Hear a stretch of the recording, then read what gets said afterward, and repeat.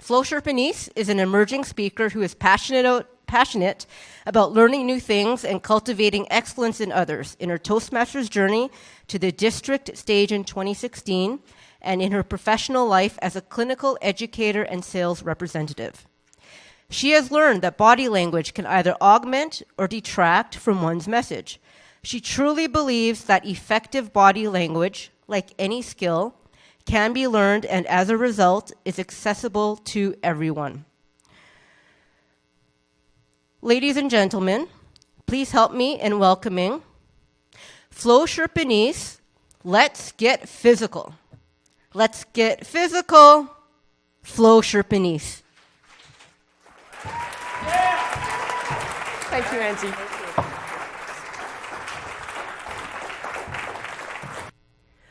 One of my first Toastmaster speeches was a test speech, and I was absolutely terrified.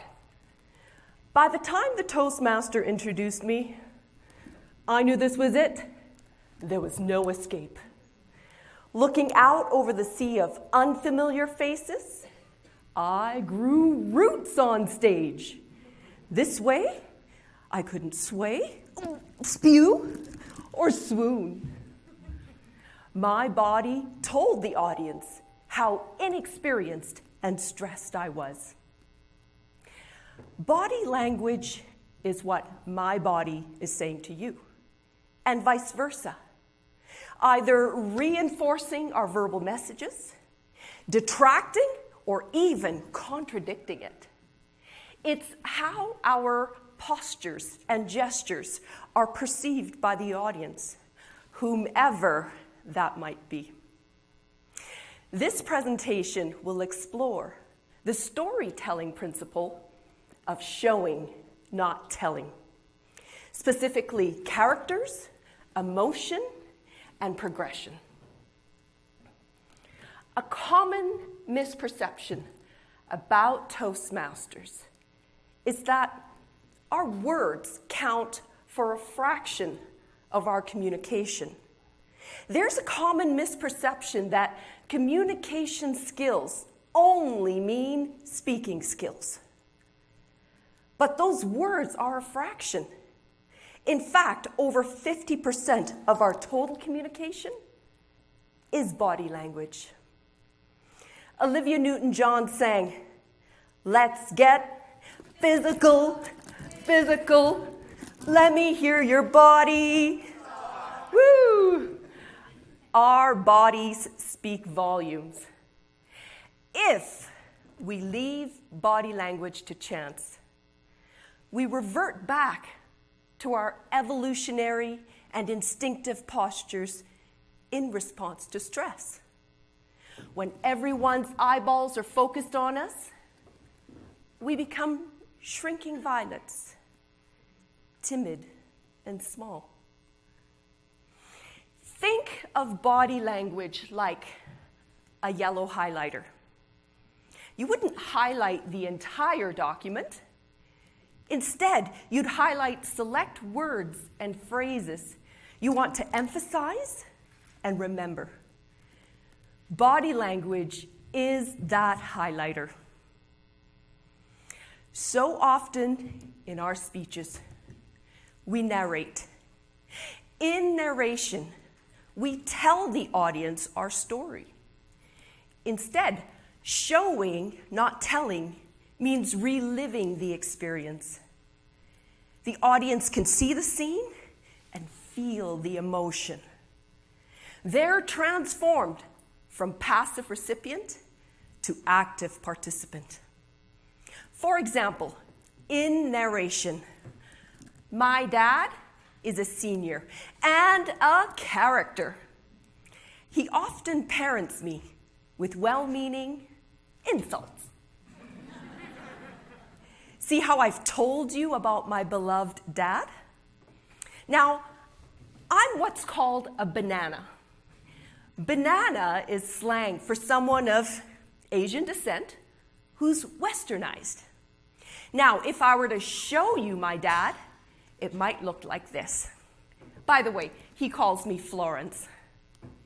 Florence, you banana. Dad, calling someone a banana is a bit of a slur, don't you? Ha ha ha, I don't care, you banana. We all have parents. We love them dearly, but sometimes,